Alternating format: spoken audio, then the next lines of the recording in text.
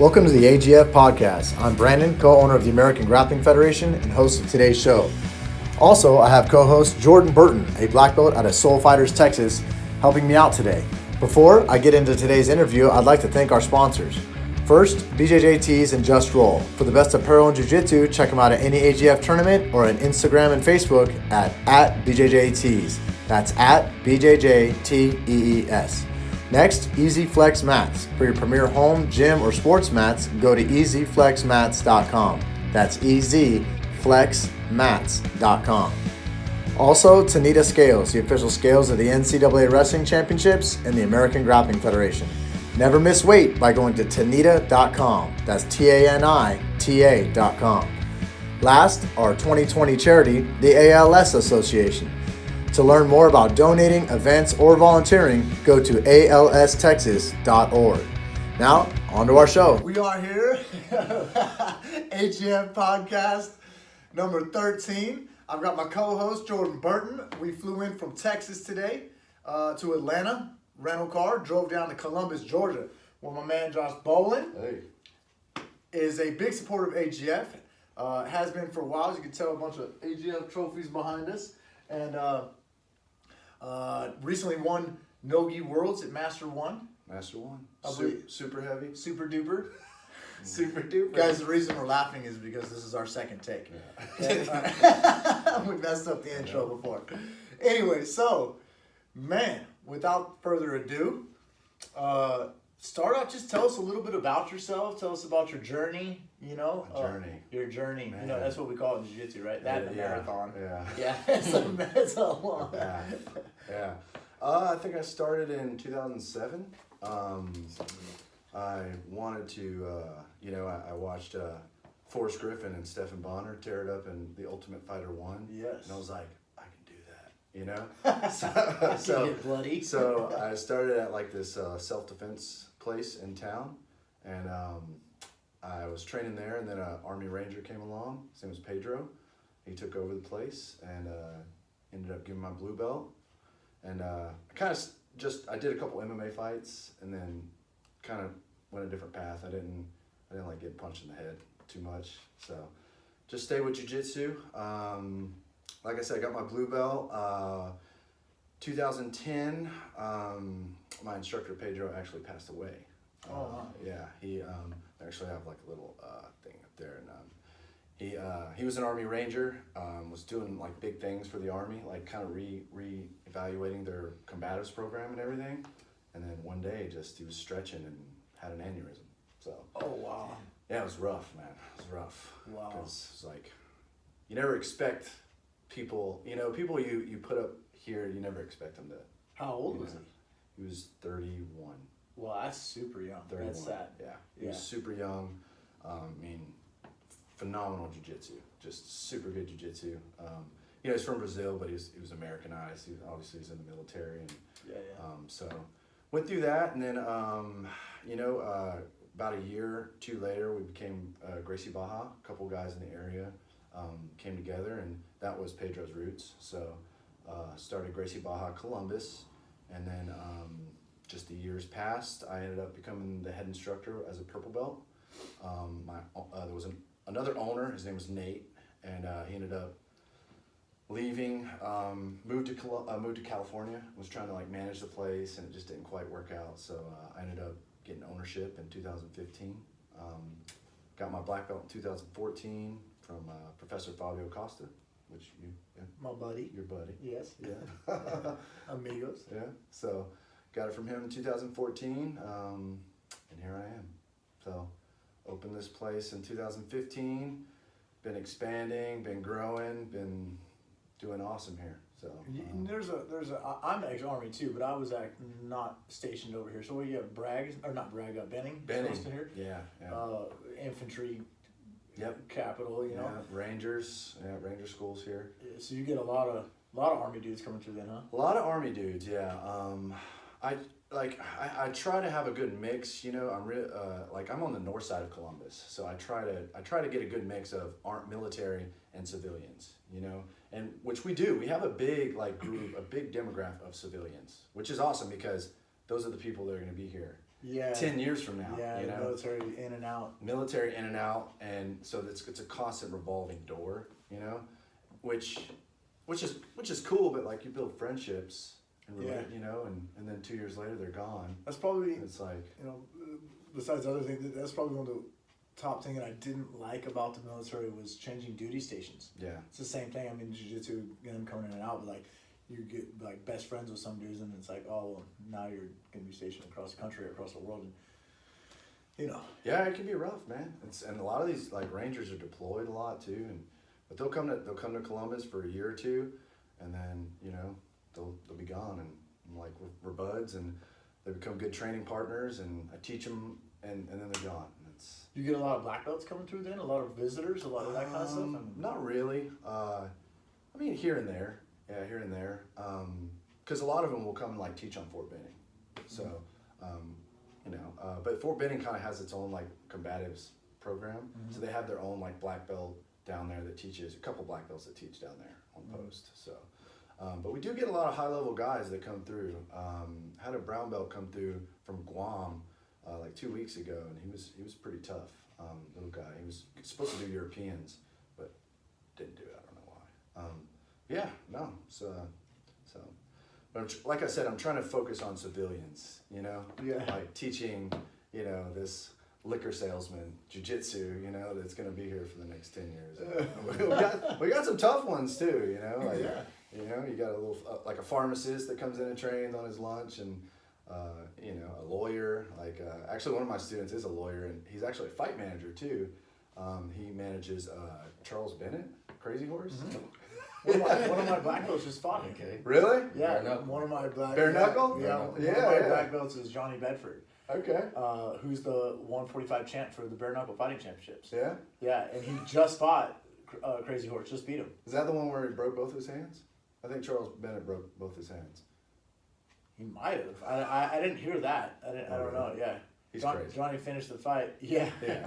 Yeah. I mean, I'm an OG in terms of like watching MMA. Like, you know, I got introduced to jiu-jitsu in the 90s, and so like I've known that Crazy Horse for used to be Charles felony belt. Yeah, it's felony. I don't know what to call him. Yeah. But like he'll actually come in here and train. Like he'll train here probably like once or twice a month. And, oh, cool. Crazy Horse? Yeah. Oh, wow. He'll just walk in and like, you know, he's on his YouTube channel, and So he's from over here then? No, like I said, his manager is a student of mine. So Okay. his manager manages a couple different fighters. He just kind of fell into it, you know, like it was just, well, I know how he fell into it. Like one of his guys was at the High Rollers tournament. I think it was felony, and he got in trouble, and so he called my buddy Jason, who's a lawyer, and so that's how he got into the game. Yeah, Living up to the felony name.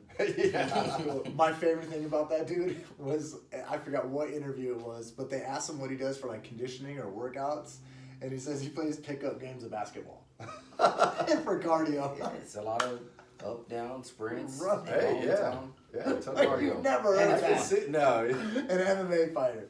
What do you do for cardio? Pickup games, bro. I was like, what? I can see that, man. That's funny.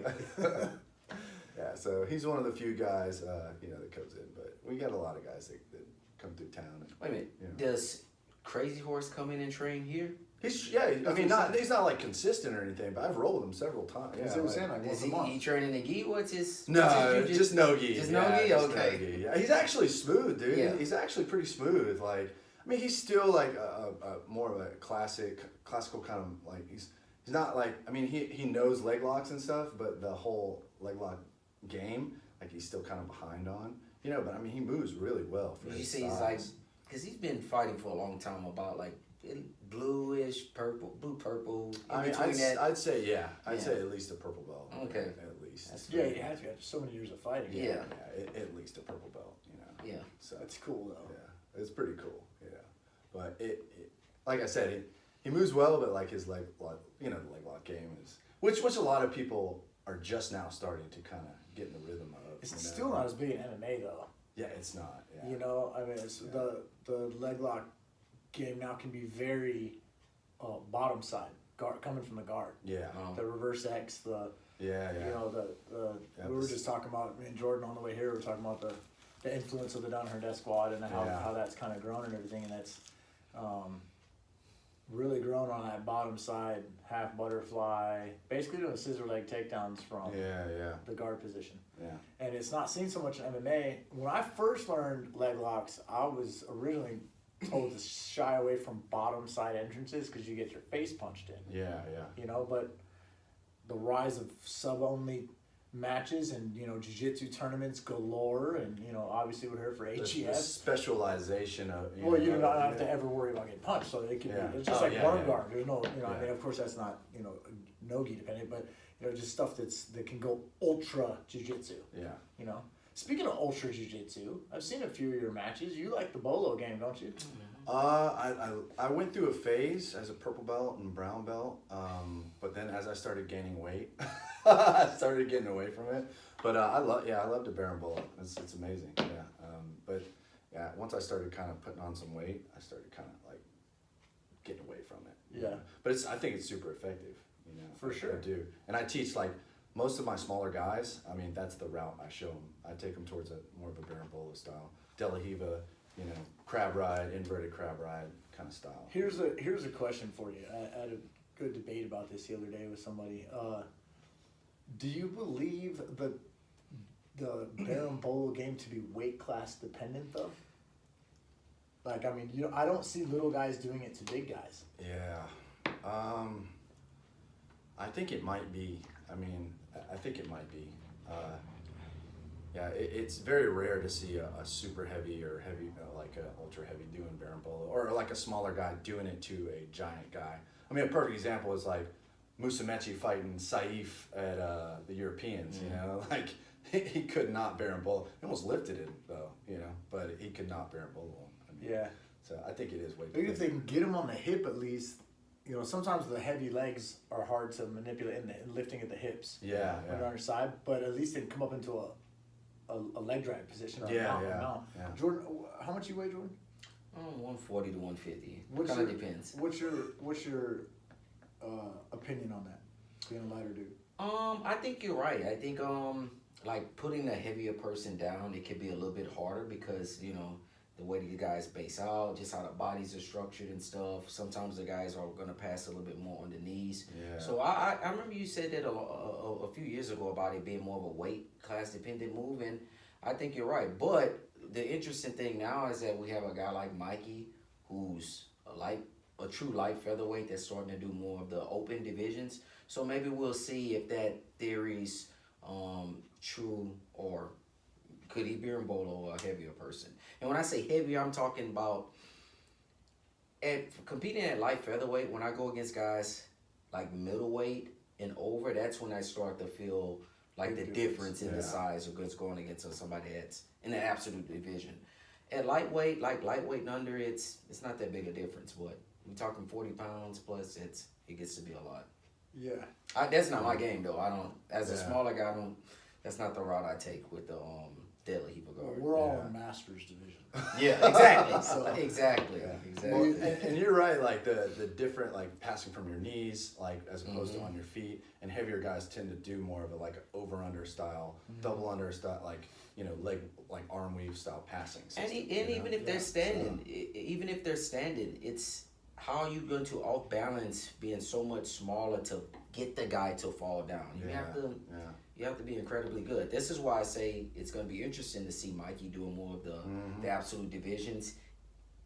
How does he make that work against other people? But there's other routes you can take too. Like you can go the omoplata route. It's like spinning under, like using these inversions to get to like scrambles, sweeping positions, climbing up the guy instead of just like berimboloing the route of like a light featherweight against a light featherweight. Yeah. Because then it's just like a matter of two guys, same side, like who can get there fastest, or you know, like you can move someone around the same. And it's like that's not my game, but I train with a lot of the like purple belts, and like I train with this kid Braden Wolf who's very, very good at that.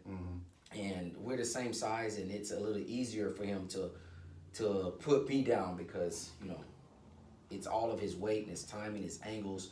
So as soon as my hip hits the mat, these guys are already doing the spinning.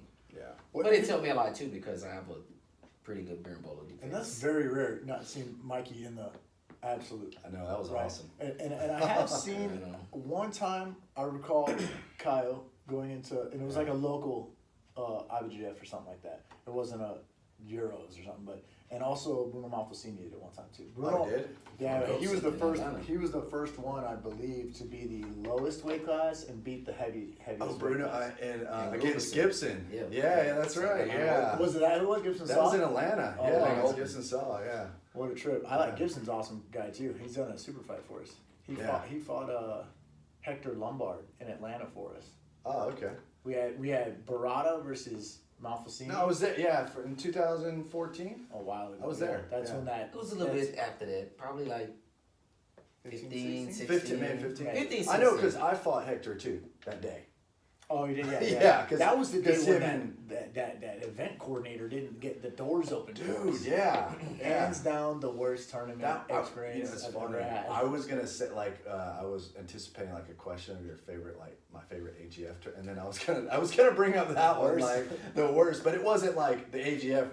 That was a great tournament. It was just the people that ran the place, like and the security we learned a big lesson. Yeah. And for Chris and I, we learned that we want to be in control. And what we mean by being in control is we want to have the contracts. We want, like, so for the people listening, we were a tournament inside a fitness expo. Yeah. And so that guy didn't pay the security, right? And so then they showed up late and they're like, no, we're not opening the doors. And it's illegal because, like for underneath some fire code and blah, blah, blah, or whatever. And they just pulled all that kind of junk. Didn't they shut off the lights too? Was that the when they shut- police walked on the mats, bro. I know we're not supposed to talk about bad tournaments on the podcast, but I don't care. Whatever. We recovered. We're still here in Georgia. Like I said, it was an awesome tournament. You know? Like, we caught up almost. Yeah. We almost, because we started the kids at like 10:30. They're supposed to start at 8:30. Yeah. Right, and we started trying to catch up. As fast as we could. Just let's go. Just running them as fast as possible. I think maybe we took away consolation matches or something like that. We did some kind of little thing to catch up quickly. Yeah. And then, of course, trying to start new matches. Usually we wait for the kids to completely clear out before the adults start. Maybe we were like, all right, this match's free, start running adults. We did a little something like that. Yeah. But, that was super frustrating. And then they were like, oh, well, it's only rented till 5. They hated on that guy. And he was totally fraudulent. There's nothing we could do about that. Yeah, He didn't pay Bruno his fee. Like I was responsible for paying Jeff Monson because he fought Roberto Travin. Yep. And so it's like Monson, Travin, and then I paid Barada, and Barada fought Malfacini. He brought in Malfacini from Orlando, I believe it is, and then and there was Lombard and Gibson Saw, right? Yeah. And he pissed off the world, man. He pissed us off, pissed all of our people off, and we're out of control. We couldn't do anything. All you can do is just kiss people's asses and try and make up for it, And the real rough part about it is, this is what Chris and I do for a living. You may see me on YouTube teaching and stuff. I stay connected to some of my upper belts. I have several affiliates in the Dallas-Fort Worth area and other states and stuff, but I don't own a gym and teach full-time anymore. AGF is my full-time. So stuff like that happens. It's like, man, we've been doing this for 9 years, and then in one tournament you can ruin our rep. Yeah. We built it up. We have customer service.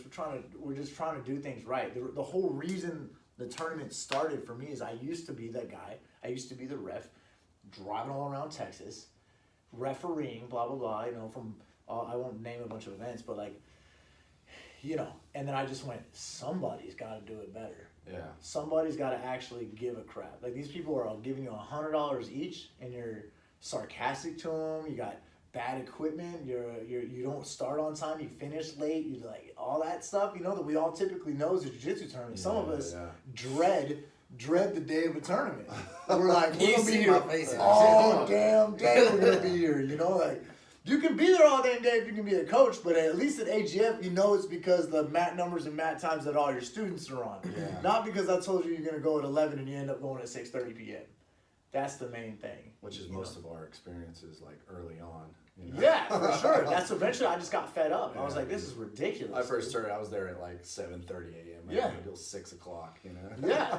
Drained. Oh, yeah. But, you guys, not to just because we're on this podcast, but like y'all run a really good tournament. I want to interject and say I think like the jiu-jitsu community in general had to go through this phase of the bad tournament experience, if you will, because over the years the guys like you started a tournament. You started running tournaments and organizing tournaments. Guys like myself, I started the referee in the tournaments because, man, I could say a lot while I referee the way I do, but with our previous experiences, we come to your tournament, we try to do the best we can. So, the sport evolves in a good way from a tournament experience, from the people that's doing it. Because as a person that work in a tournament, as a referee and helping organize, I want to be efficient. I want to do a really good job. And as far as the refereeing, I want to do the best job I can with that too. This is way the tournament have good experience and the sport continues to grow that way through us. This is why I don't have blue belt refs. Yeah. You know what I'm saying? I didn't start reffing until, I don't think I did referee my first tournament until, I was a brown belt when I did my first tournament. But even then I knew, like, if I was going to ref, I had to do a good job. I was fortunate at a time to train underneath a dude that was a super competitor. I trained underneath Bruno Bastos for a while. Oh, yeah. Right, almost 2 years. And he was very, in terms of a daily class, do you, how much do you do this as an instructor? In a daily class, like, because he was very, very competitive, like, everything was broke down into advantages and points and, strategies and all kinds of. Do you do that in your teaching? Not so much. I mean, I mention it when tournaments are coming up, but I try to just focus on like the positions. And I mean, because if you're in a good position, I mean, ultimately you're going to get points, But I don't really talk too much about like the scoring system because we have just a large variety of people that are doing it for different reasons. Yes.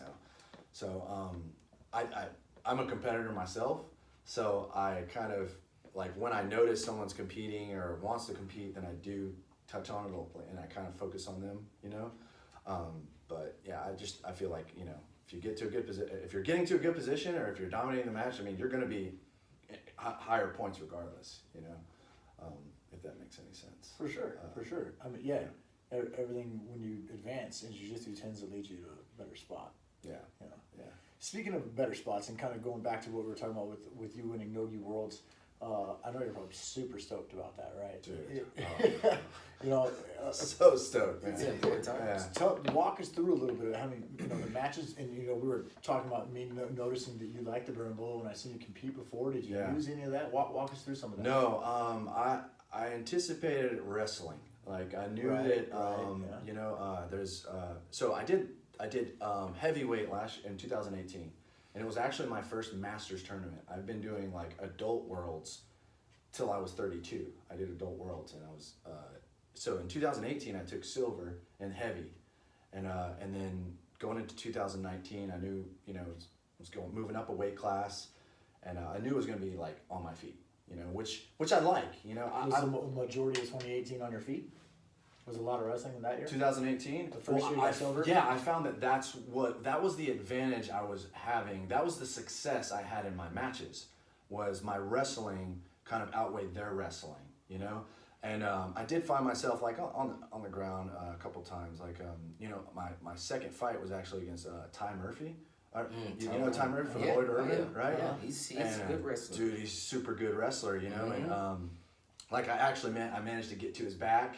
And I tapped him, and it was like, oh, but it was from our wrestling, dude. That's a good win, man. That was pretty good because confidence building. It was super confident, yeah. And it was pretty cool because like he, I don't know but he kind of called over like Flow Grappling, like, hey, I'm going, like watch me, and so they came over there. You're gonna make a highlight out of me. I know, and I was like, oh god, here's Flow Grappling, so. And then the actual, like, I ended up taking his back, and then I like finished from up top, and it was just a good like standing.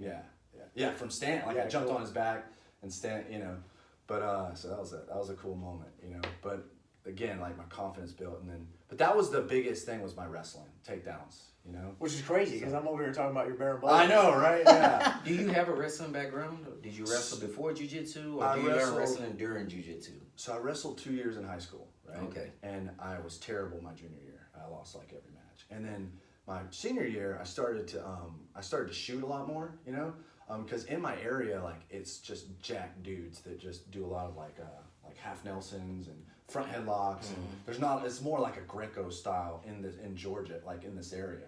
So I started shooting more, and I started finding success. And but then I didn't wrestle after I found jiu-jitsu. You know, I was 21 when I got to jiu-jitsu, and then I didn't wrestle for 7 years. We started the same. I started 2007. Really? 21 years old. Yeah, that's cool. Yeah. So I didn't wrestle for 7 years. I would just pull guard. You know, I was like 170, and then around brown belt, I started kind of gaining weight, and then I was like, man, you know, I just started. You know, like you start finding new things, and it becomes like fun again. Yeah, it's fun. Yeah. It's refreshing. You know, and so I started kind of getting back into wrestling, and then I noticed that like in the game in general, wrestling is like it's not as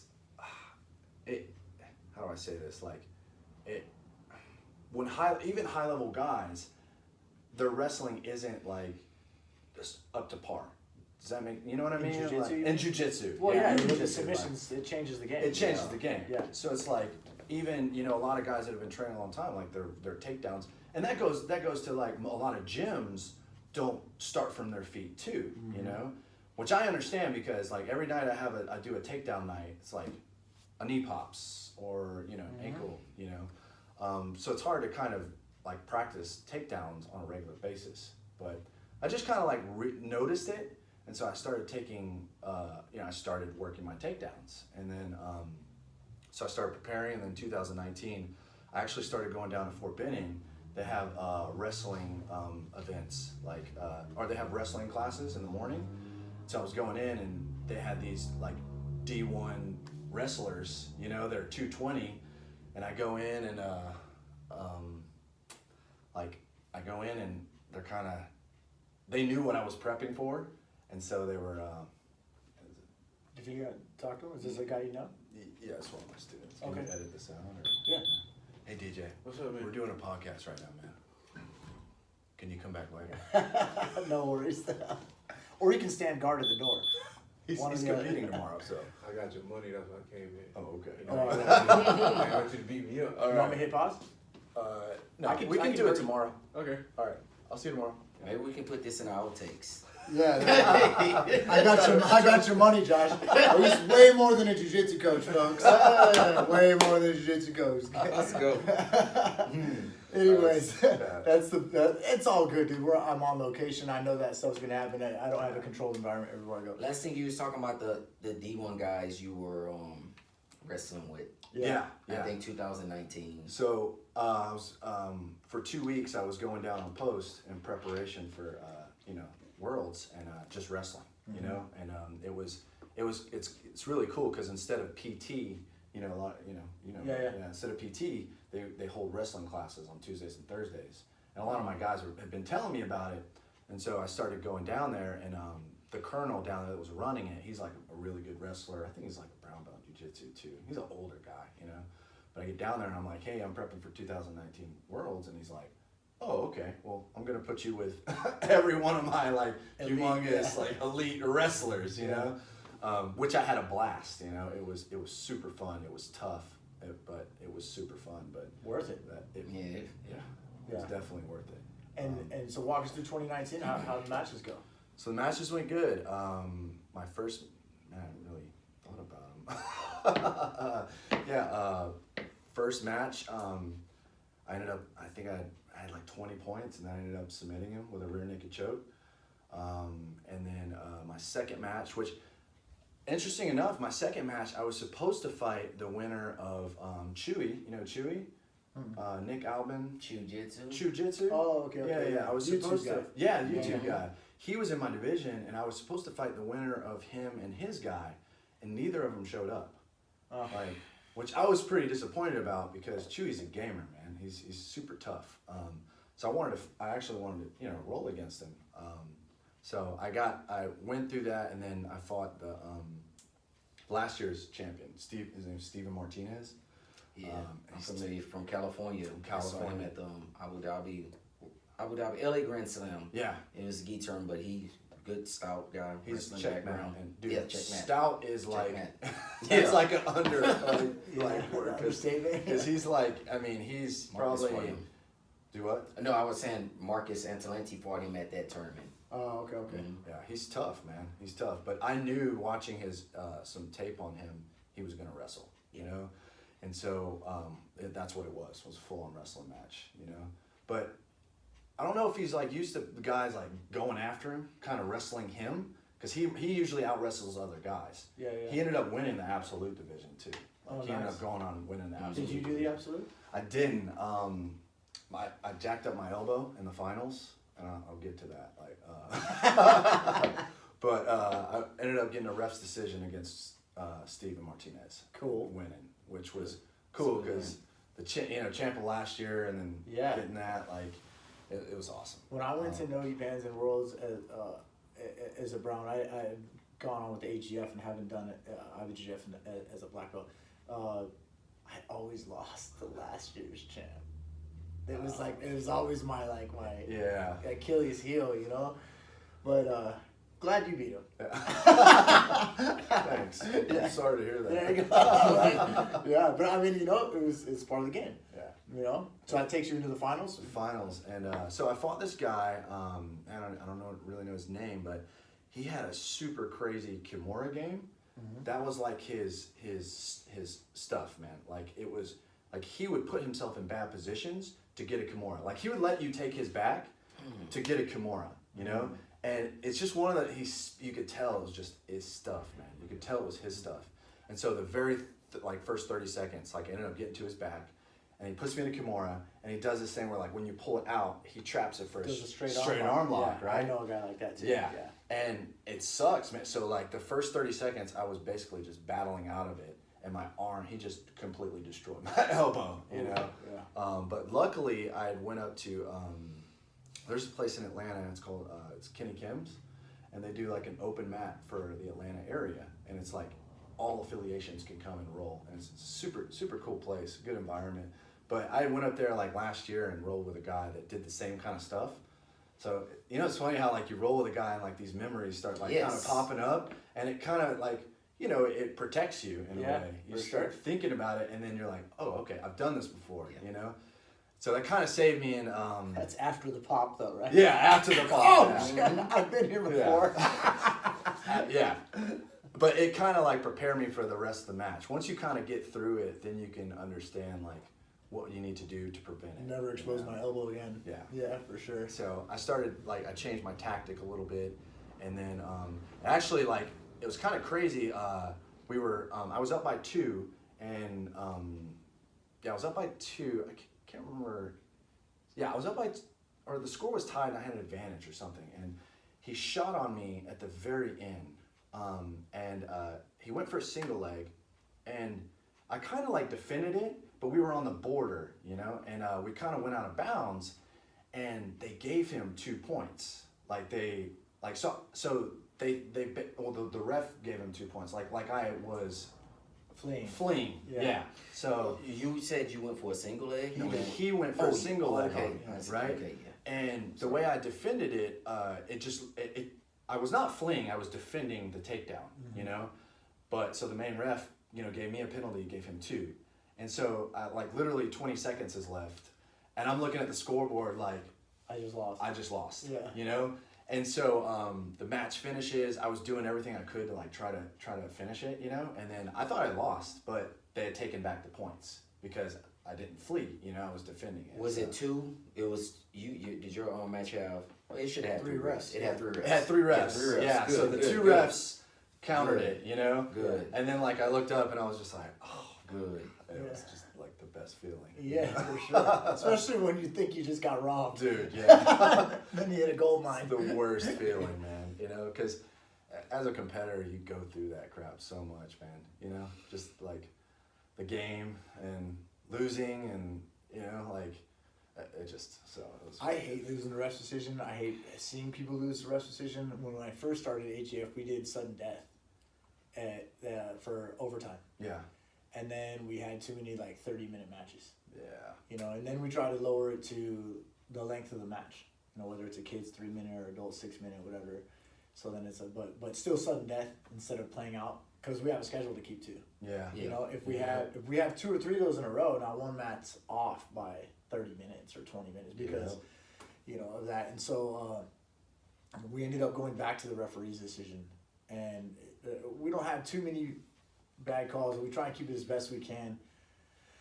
But I feel that, you know what I mean? And that only became a time restriction thing is why we went away from that. Yeah. My personal feeling, the way I've always felt is you need to fight it out, you know? And so one of y'all needs to go ahead and score or tap, you know what I mean? I think, you know, for like you said, from organizing a tournament standpoint, the referee decision keeps things you know, it keeps things on point as far as like the timing of the tournament.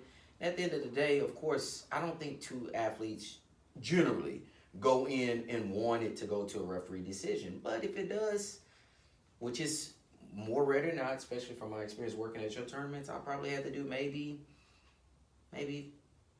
4 referee decisions. That's being generous. And I've refereed probably a handful of your tournaments. So it's like that's a small it's a part of the referee's job. Yeah, Protect the athletes as best as you can. That's mainly with children. As far as protection. Well, I believe that way with whites and blues. Yeah, whites, blues, adults. Yeah, don't let them just break it off. Yeah. You know, you sign up for adult division. Fuck you, you know what I mean? That's a balance too, because I'm refereeing all the kids, and you know I catch the arm when it's necessary. But then the adults, you got a white and blue. Some of these guys willing to take it a little bit, but you got to protect. It's a balance, but that's the responsibility of the ref. So a decision's a part of it. It's not the most popular thing. I don't want to decide you guys' match. Yeah, no one does, and I don't want to, but I will. Yeah, you know, you have that's to what makes a good ref. You know, like, you gotta have confidence. With there have been plenty of moments where I felt like I was robbed. You know, but you just have to respect the decision. There's nothing you can do about it. Yeah, you just take it and go. You know, like you just take it and go. Well, do you have we glad that the 2 guys went it off since you wasn't running, which I believe you probably wasn't. Are you got a gunning? wrestling background. Are you gunning for 2020? Absolutely. I want to do gi. I want to win gi this time. Yeah, so. and going back to that whole thing where I see you as a gi guy, you have done. I looked up a couple of things. You have done NoGi at AGF, and so I've seen you do NoGi. But from what I remember gi matches watching you before, and like you said, contrast. You know, me seeing you bolo in the gi, and then you like to wrestle, and then you win a NoGi World. So. You're playing a different game there. Do you enjoy one over the other? It's funny because like I have this conversation all the time because a lot of people do consider me a gi guy, which I just love both. You know, like, and it's like leading up to NoGi Worlds, I was doing so much NoGi that afterward I was like, I can't wait to get back in the gi. You know, and then you get back in the gi and it's like, so you go through these phases where you love gi and then you love NoGi because there's just different things that you can do in each. Like I've trained my gi game is mostly like worm guard now. Like it's mostly worm guard, squid, reverse Della worm. That's the guard I like to play now. That's what I was watching on the way here on the plane with Keenan's lapel encyclopedia. Yeah. That's the stuff. Like he came out with worm wrestling. Yeah. I was like, here we go. Yeah, you know? okay. That's what's so great about jiu-jitsu. Yeah. It just evolves. Mentally intriguing. Yeah. It keeps me stimulated. I do the same thing with positions. You were talking about going back and forth between gi and NoGi. I'll play worm for 3 months. I'll play half guard for 3 months. I'll attack the back for 3 months. Like stuff like that too. That's why I love jiu-jitsu so much. Yeah. And so you're ultra gi in the gi. Worm, bolos, like you're ultra yeah, gi. like it's funny, like in gi, that's the game I play. I play worm, squid, and then in NoGi, like I like to attack legs. I like to wrestle and attack legs. So it's like I take advantage of both, you know, styles. Yeah, you know? But I kind of transitioned from bear to worm like 2 or 3 years ago, and I teach a lot of my guys squid and worm. You know. Yeah. I probably shouldn't be telling you guys this. Yeah. That's okay. Both fighting one of my guys. Are you fighting one of those guys? I didn't realize I was fighting Shannon Rich. I don't check him until like 2 days ago. He was just here. He commented on one of my pictures. And I was like, oh yeah, cool. And then I looked up on the brackets and I was like, oh, it's him. I'm like an idiot now. Yeah. But we're all older. Who it's cares? cool. It's fun. We'd rather get our one match in and go home. Yeah. Especially us that's the end of the day for us. The adult gi division. Oh my God. Yeah. Yeah, I know. Chris told me the other day. He told me. Jordan wants gi to be first, and I was like, but in fairness, there's black belts that compete in no gi, so it doesn't matter if we put no gi or gi first. Yeah. You're still gonna have to go. The reason we do it is because I don't want to do no gi, which can be a slower game. You can be a fast grappler all you want, but in general, the grip slow the game down more. Yeah. You know, and then to take it off and then have to do no gi second, I think would be rough. So I'm like, get your balls to the walls going in no-gi, fast, hard, and then play the gi. And then if you would take off a wet gi, you'd have to put on your rash guard. And you can't even pull it down your back. Dude. You know, if you're at the tournament, you gotta have someone else pull your rash guard down. But that's just kind of the way we did it. In the end, we just had to pick the lesser of two evils, basically. I mean, you know, we're gonna have gi or no gi first. But sometimes I still want to go back to gi first because as much as no-gi's on the rise, there's more gi competitors than there is absolutely. no-gi. Absolutely. Yeah. Especially when we go to places like Europe. Yeah. Yeah, and we're planning on going to Brazil, so it's like, Brazil's everywhere. yeah, we're having more gi. It's gonna dominant. be nothing but gi. Yeah. I mean, Are you wife and kids type? Or are you single dude or? I'm wife, man. Yeah, Wife, yeah. I'm wife. I got 2 stepkids that are one's 17, one's 14. So They train? They do. They do. Forcibly. So the boy, his name's Enrique. He's a gamer, man. Doesn't really. He comes because I make him, because he just plays games, you know. So I'm like, you have to do something physical, you know. Like you have to get out. Video gaming. Video games. I got you. Game. No, the girl's a gamer. He's a gamer. No, yeah, he plays video games, and so I try to get him out, and which like sometimes it can be a little frustrating because dude, he's like my height, and he's like 155 pounds, and just ripped, like, and he's got the jiu-jitsu frame, like he could be so good, you know, and he is, like, he's probably like almost a blue belt, but he just comes because he has to, you know. But the little girl, like, she loves it, and she's competing tomorrow. So. It's good for self-defense too, though. It is, man. It is. And you know, it's funny, I see, like, I have a lot of girl students, like little, like, girls, and I notice that they catch it, man. They get it, and they're intense, like, especially like in her class alone, like I had like 6 or 7. How old is she? She's 14. 14? Okay. Yeah. So, girls are very coachable. yeah, dude, they are. They listen. They're smart and just technical, you know. But I've been getting it ready. So. The wife? The wife, she trains a little bit too. Yeah, she's paramedic. Crazy schedule. You know, crazy schedule. But she's amazing. It's, you know, happy Valentine's, babe. Happy Valentine's, babe. Yeah, we all need to say that real quick. Yeah, right. Valentine's Day, and it's a jiu-jitsu tournament. Yeah. Double whammy. Oh, man. That's funny. I'm very much a family man. I think I love the family aspect, and, you know, training, and she supports me 100%. Like, and that's probably the most amazing thing about her is she lets me travel, she lets me train, like, she's awesome. So. Being a Gracie Barra guy, have you gone to like GB headquarters in Cali? Have you gone to see Draculino in Texas or Brazil or anything like that? Never been to Brazil, not Draculino's. In 2013, my first Worlds, I actually did the camp. I went out to headquarters. I did the camp for 3 weeks, which was a great. Fatosa and all those guys. Fatosa, Altavio, Braulio was out there. Like, it was. Hamilo, he holds his own camp in Northridge, so, which I wanted to go to too, but I had kind of paid for, you know, the one at headquarters. Yeah, it's distance away too. Yeah, so that was really cool, but that was probably the only time, you know, I've gone out there. Speaking of GB, because, you know, we're from Texas, and, you know, there's a strong presence in Texas, Houston, Dallas. I saw Neto's moved to Dallas. Can you tell us a little bit about the GB network in Georgia? So it's mostly in Atlanta. There's probably like four schools in Atlanta. They're all kind of about 20 miles apart, you know, because Atlanta's a big city, you know, so it's like on top, but, you know, I'm probably about 4. I'm kind of away from it, you know, I'm like 2 hours away, so I'm like, I can go up and train and then see Fabio and hang out with those guys and do seminars and stuff, and then just come back and kind of do my own thing, you know. But it's a good organization. They're very very connected, and I like being part of the team. Got some tough guys. We did really well at NFC this past weekend. Had like 3 wins from GB, so it's pretty cool. You guys heard of NFC? I have. It's on Flow. Yeah. I have. It's kind of popping up. I don't know too much about it, but you asked the question. I've heard of it. Yeah. I want to learn more. Yeah, It's I see the cool, sign man. right there too with your guy. Yeah, Yeah, it's kind of yeah. like Fight to Win Pro. Okay. One match at a time, super fights. Yeah, Sell tickets, that kind of stuff, right? yeah, it's pretty good. So. Yeah, and it's just Georgia, that one? I mean, they invite guys from all over the southeast.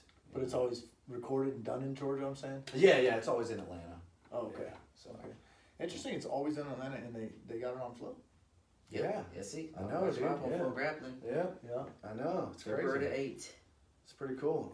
Also, Shannon that was Marconi, last he week. just did that. Yeah, He just did. Yeah. Last weekend. Last weekend. Yeah, that's 2020. Oh yeah. I better be on my toes. He's sharp. He just That's cool. Yeah. competed. Which I mean, so they're like they're getting bigger. So Yes. It's pretty The cool. blonde man. gentleman. Let me ask you, runs do you it. have to like apply for that? I like to compete, so Yeah, I'm gonna put you my name apply out for there. it. Yeah, man. Yeah, they'll take it. I mean, okay, good. they kind of just evaluate you, like Fight to Win or stuff. Jordan, for the people listening, Jordan Burton won purple and brown AGF Masters. I won Master Worlds, Master Worlds, and I'm sorry. purple and brown, American Nationals, LA Grand Slam for the Abu Dhabi Pro. yeah Abu Dhabi Pro. So Got I like go to Abu compete. Dhabi. You like Abu Dhabi? yes, it was that was the toughest tournament I ever done. It was truly international. I had 4 matches. I fought a guy from Russia, France, Abu Dhabi. I lost to him in the semifinal match, and I lost the bronze medal match to Gabriel Perez. It was very tough. I went 2-2 out there, but just the whole thing of flying, fighting 3 days later, the guys I competed against, it was a great experience, and I definitely want to go back with a little more preparation, better circumstances. Well, for experience, for sure. But I loved it, and I see myself going there at least a few more times this decade. I Yeah. think we got people showing up. It's interesting you say Fabio Costa. Fabio is a personal friend of mine. I've stayed at his house in Georgia and in Brazil. I've met his parents, mom and dad. I speak a couple languages. His dad speaks Italian as well too. Portuguese, man. Spanish, and became personal friends. And yeah, man, he supports me a lot. Even if I go to a new area, if I go to Cincinnati, I'll hit him up like, yo, tell GB I'm coming to Cincinnati. Yeah. He's always been very supportive. Took me to some jiu-jitsu, not jiu-jitsu, sorry, I'm talking, what am I talking? This guy. To churrascarias, Brazilian barbecue type deals. Oh, yeah. he took me out, and I met Barada through him. Barada, and Babalu, got to hang out with him, and and he showed me around Brazil, and then with the Gracie Barra guys, you got that continent, the competition network, and like in Brazil, I think in the States too, though, like the champion black belts will get to go to Worlds, right? Something like that. I'm not sure. I don't know, but they had a trial winner. However, I may be quoting that incorrectly, but they had a dude, I was like, oh, Brendan, go with him. Oh, you go with him. And this guy wrecked my world in Brazil. Wrecked my world. And I'll never forget that. In Brasilia, where Fabio's from, is 3,000 feet, something like that, 3,500 feet. Oh, okay. And yeah, so it's a little bit of an altitude. It's not like Rio, Yeah. where it's beach level, sea level, and so it was quite the interesting experience. A little bit of altitude, and in Brazil, and rolling with Brazilians, and it's, I showed up to, like, I had trained and also because I was there for the UFC, I wore my black belts in the UFC, and so like I had used some of my stuff, so I show up in a white top and blue bottoms, no rash guard. Like, I never wear a rash guard. Yeah. In my lineage, I trained with John Machado black belts, right? So they were super famous back in the day for having different colored top and bottom. Yeah. Oh no. So it's not a big deal at my school. Yeah. And then I was like, damn, I'm showing up to Gracie Barra in Brazil. Bobby was like, bro, you gotta get a rash guard, Yeah. get the pants. I was like, but I'm ex-Army, like we talked about, so like I have no problem being in uniform. I know some people trip about that, but I also think it's a lovely thing. I think it's a good thing. You have several schools it's a good thing. that struggle with looking sloppy, in my opinion. Dude, that's like you see like pictures online. It's just guys like wearing different weird gis, or they're all like just undone, and it's just doesn't look very nice. Yeah, for sure. So, I think people make too much of a big deal about. I think people can make a big deal about the uniform policy. Yeah, like, I agree. if you want to wear a different uniform, just go to an open mat at your friend's school. You can wear whatever you want. Yeah. But to train at a place with good quality instruction, and you have to wear a uniform for an hour and a half, just do it. Yeah. Just do it. Or go train somewhere else. The biggest thing that people always complain about for me is like, well, your instructor forces you to buy that gi, and I have to, and I'm like, but 99% of the schools that I know, you get a gi when you sign up. Yeah. So it's not like you're getting forced to buy extra gis. No, You know what I mean? Yeah. And most people want to be part of a team, part of the team. So, The GB gis improve a lot too. They look better. Those Dude. Adidas gis are sharp. Those, hey, the new one they just came. I just got it yesterday. They I'm are wearing sharp. that crap tonight. It is legit. They are Like, yeah, it's nice. It's funny because It's sharp, Adidas man. is old school gi. It is, yeah. Like the only one that repped it was like Clark Gracie. I remember. Yeah. I used to see Machado on some of the old instructionals with the Adidas gi. Yep. They And, look and, really they're, clean. and they're big in judo world. Yeah, Mhm. Yeah, it makes sense to get in jiu-jitsu. It's just so on the rise. yeah. So on the rise. Well, I know you got students coming in, so we'll wrap it up here. I greatly appreciate you being on the show. Hey man, thanks for having me. Important for AGF. I'm excited about tomorrow, man. Tomorrow's gonna be fun. Yeah. Super Any excited. any goals for 2020 besides NoGi World? Do you have anything coming up? Any plans? I'm gonna do the Houston Open, maybe Pans, but my goal is Gi Worlds this year. So Gi Worlds. Gi Worlds. So Master Worlds that you're looking at what, August? August. Cool. Yep. So, No NoGi Worlds. oh yeah, I'll do that too. Just do it too. Yeah. That's later. And is this your only location? Is there multiple locations here? No, this is the only one. This is the only one? It's the only one. Cool. It's the only one. For some reason, I thought you had two schools over here. No, that'd be cool. That'd be cool. But no, I'm like, yeah. You run a typical 6 a.m., noon, 6 o'clock like type program. Man, I wish I could do an early morning, but it's like right now it's just me and my purple belt that like he's my one employee. Okay. And then of course I have other instructors that volunteer, but like he's the only guy. So we're kind of ran too thin right now. Yeah, so yeah. it's like we have a 9 a.m., which is kind of awkward, and then we have a 11:30 lunch class, and then 6 at night. So Cool. but Well, you're doing good things, man. thanks. The students look good. You're winning. Yeah. School's successful. Thank you. It's nice. Hopefully tomorrow we can do the same thing we've been doing. Yeah. Have you guys? I don't recall off the top of my head. My partner Chris comes here more often than I do. Have you guys won the overall most times or every time? Last 3 years. Last 3 years. Overall. No kids pressure and for adults, fourth time, so. No, but it's cool because like we usually, we have so many numbers, But now like this year, I'm noticing the other schools in the area too are like bringing numbers too. So it's gonna be fun. That's because AGF is growing. Yeah. It's all good in the hood, dude. But yeah.